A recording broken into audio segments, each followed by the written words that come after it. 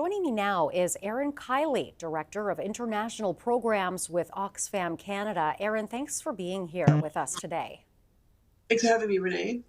Erin, as the war in Gaza approaches 100 days, how would you describe the humanitarian crisis Palestinians are experiencing? Well, it's a terrible situation they're in right now, Renee. So many people are dying every day, more than any other conflict in the 21st century, and the situation is really dire. There are so many people that are at risk of starvation, and people are dying not only from bombardment and from shelling, but they're also dying from disease now and starvation and cold-related illnesses as well. Hmm. What are you hearing from the Oxfam team on the grounds? Well, I heard some recordings from our staff this week talking about the situation, how every night it's really very scary. People don't know where to go. People are being told to go to different areas where that will be safe, but nowhere is safe right now. And the areas where people are going are very crowded with very poor living conditions. People are out in tents, out in the open. Uh, very little access to fresh water and food, and very poor sanitation, which is causing a lot of problems as well. Hmm. And Oxfam Canada has been working around the clock to bring water to communities in the region. How is that going?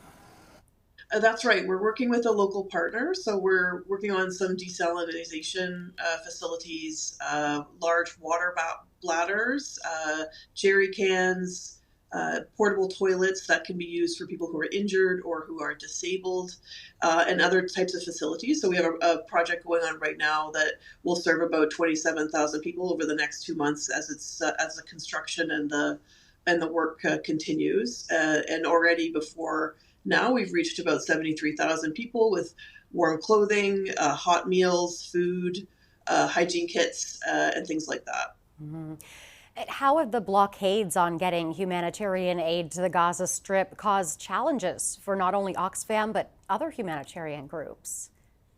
It's really difficult. There's a we're hearing lineups of 1,000 trucks at the border right now, and even once you do get in, it's very challenging to distribute any kind of assistance because you don't know when there could be a bombardment. So it's risky for the aid workers, it's risky for the people receiving aid, and as you can see from the images, what aid is coming in is being sought after very quickly. There's many people in the border area that have gathered there, and there's just not enough services. Really, what we need is more borders to be open, and we need a ceasefire right away. How could having a constant open humanitarian corridor change the trajectory of the war and save lives? Well, we are not calling for a humanitarian corridor. We're calling for a ceasefire because humanitarian corridors are temporary. They can be unreliable. You can think that there's a corridor and you find out you're in the wrong place. So it's not ideal.